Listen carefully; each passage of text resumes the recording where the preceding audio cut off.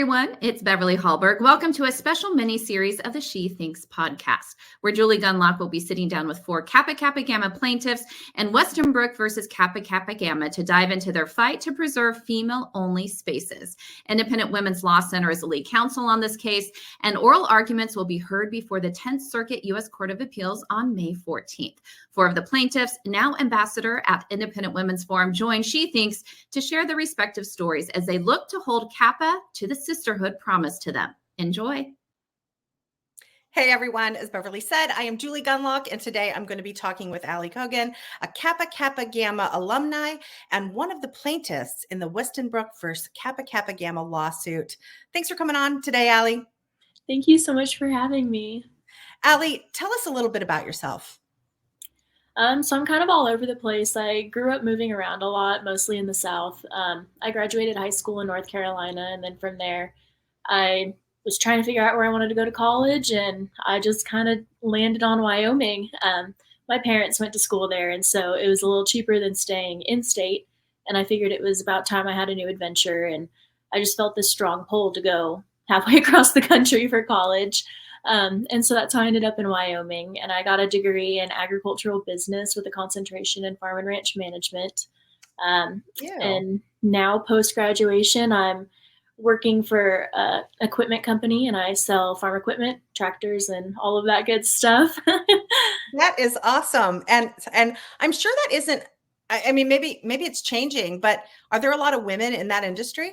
No, no, there's not. It's definitely been a very large change going from a sorority house to a very male-dominated field, but it's been great. So well, I Allie, really I feel like that's a whole different podcast. We have to have you come back and talk about that, because that really is interesting to our audience. But I want to focus on this lawsuit. And I know that IW has done a lot of work. The Law Center in particular, obviously, has done a lot of work on this issue. And there's a lot of information on that website. But if you could just quickly give us a quick overview of the lawsuit and where it stands today. Yeah, so the lawsuit, we decided to bring it just because we knew that it was not right to have men in our sorority, and we needed to make that change and preserve the sorority for future generations. And so as it stands right now, it was previously dropped in a lower court, and so we are refiling in the appellate court. So the hearing will be May 14th in Denver at 9 a.m. at the courthouse. And so we're hoping for a lot of people to go. I'm very excited for it. I think it will be a good day. Yes, and we will be watching closely, of course. Allie, you just graduated from college, but you were just there. And, today we see a lot of politically active kids on campus, particularly right now with some of the protests we're seeing on campus related to the situation in the Middle East.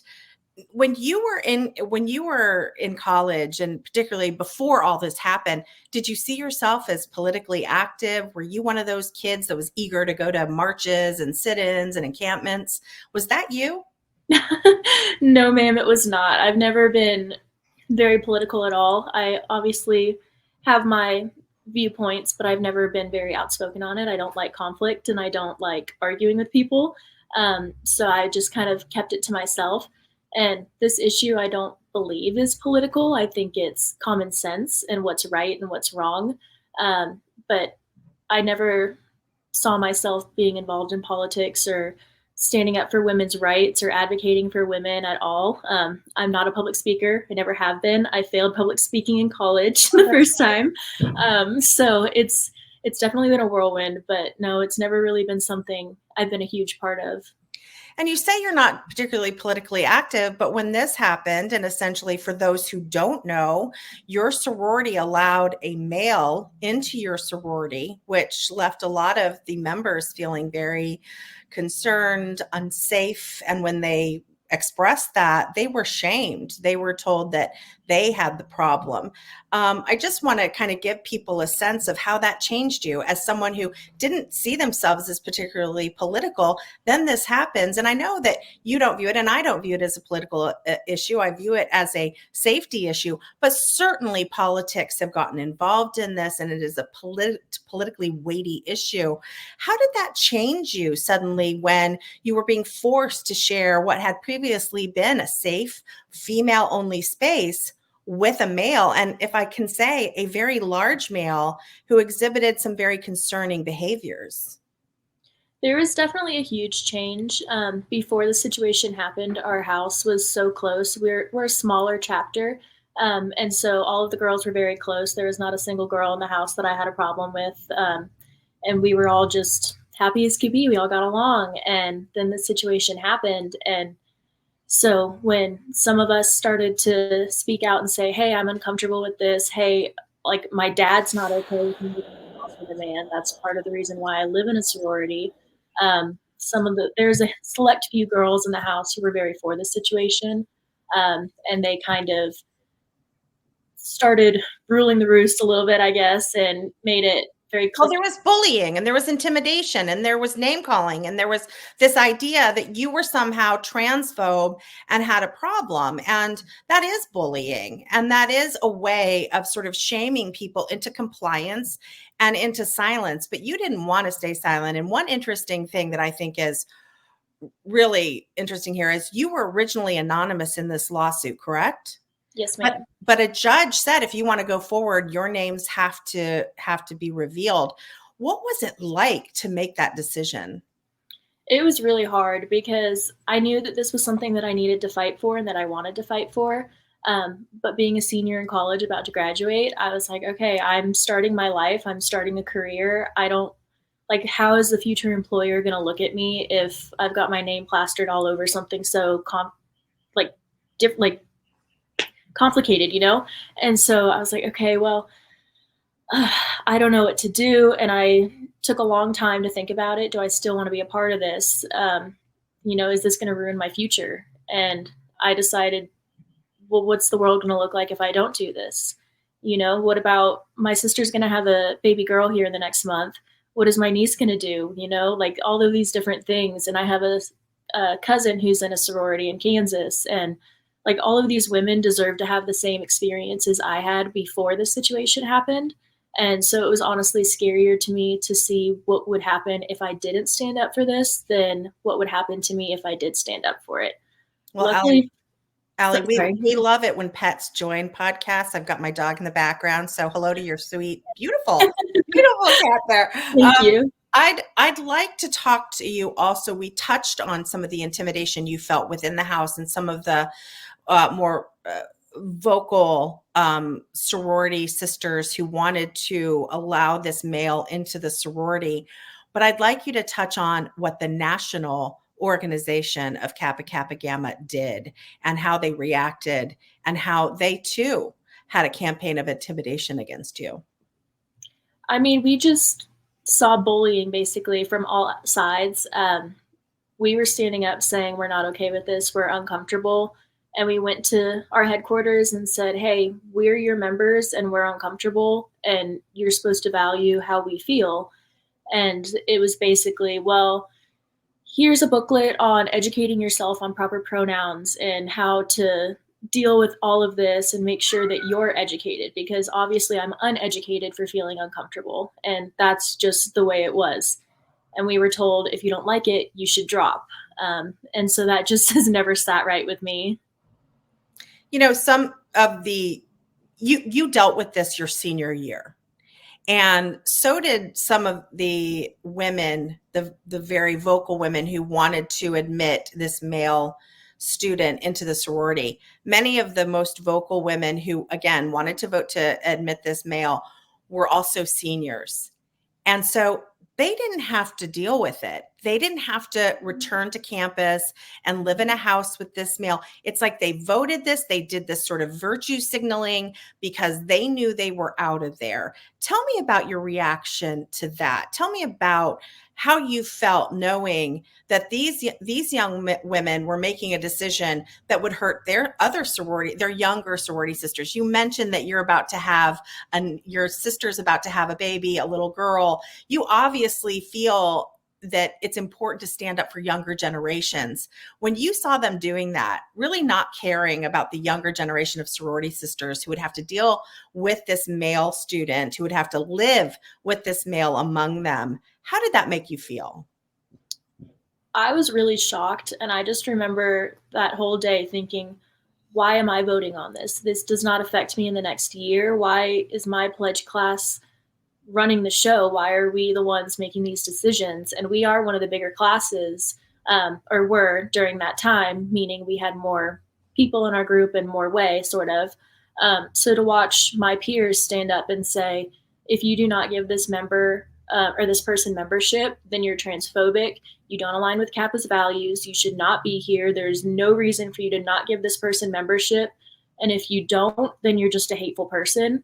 To see multiple people stand up and say something along those lines, it was very disappointing to see, especially because they were the older girls. You know, the younger girls do look up to us. And so to see them sit there and say that and just look across the room and see all of the faces of the women just blank. They didn't know what to do. I didn't know what to do. I was so shocked. Looking back now, I wish I would have stood up and said something, but I was just so taken aback. I didn't even know what was happening. You know, I always like to end conversations on a positive note, and we've just kind of heard the pretty devastating, story about how your sorority sisters were really not standing up for the sisterhood, right? And not looking out for their sorority sisters. But tell us about some of the support you've gotten, not just within your sorority, among the alumni and among your fellow sorority sisters, but also nationally. What has the reaction been? The support has been overwhelming. There's been, like you said, the alumni, they've all reached out to us. We have really close connections with them now, which is something I never really expected to have. And they've definitely taught me more about sisterhood in the past year than I did in my 3 years in the sorority before the situation happened. A lot of the girls in the house who aren't named on the lawsuit do support us, but privately, for fear of the things that I was scared of beforehand. And my family and friends support it. And then nationally, it has been a lot of support as well. I get emails and DMs on Instagram and Facebook and stuff of people just thanking me and saying how great they think it is, or reposting something that I've posted and saying, go check this out. This is what's happening. Like, support these girls, support our women, and all of these great things. There has been a few people who say some not so nice things, but the only thing that they have to say is commenting on my appearance or my weight. And I'm like, well, okay, if that's the only bad thing you can say about me, then I guess I'm speaking on the right side. That's right. And of course, you have the full support of all of the women at IW. We are big, big fans of what you've done, how you've stood up, how brave you are. So you should know that we all send you the best wishes for some success in this lawsuit. Last question. Has this sort of, I don't know, some people get bit by the bug. Has this changed you in that you want to continue to work on this issue? Do you ever see politics or running for office or more media in your future? I'm just curious, because I think episodes like this really change people, and in some cases change the whole direction of their life. Do you see this as something that you'll continue to work for? I definitely see this being something that I'm going to see through and keep fighting until what's right is what is happening in the world. I don't know how long that will be, and I don't plan on running for office, any kind of office. That's not my thing. I do love agriculture, and I plan to stay in agriculture. But this is something that's so important to me that I think needs to be fought for. And if I'm not going to do it, then who is? Well, as someone who has been in politics for a long time, I think you're very smart to stay out of it. And on the trajectory you're on. Allie, huge, huge joy talking to you. And we wish you all the best in this lawsuit. Thank you so much. And thank you all for joining us for this special episode of She Thinks podcast. Before you go, the Independent Women's Forum wants you to know that we rely on the generosity of supporters like you. An investment in IWF fuels our efforts to enhance freedom, opportunity, and the well-being of all Americans. Please consider making a small or large donation by visiting iwf.org/donate. That's iwf.org/donate. Lastly, if you enjoyed this episode, be sure to leave us a rating or a review and share this episode so your friends can know where to find more She Thinks. From all of us here at IWF, thank you for watching.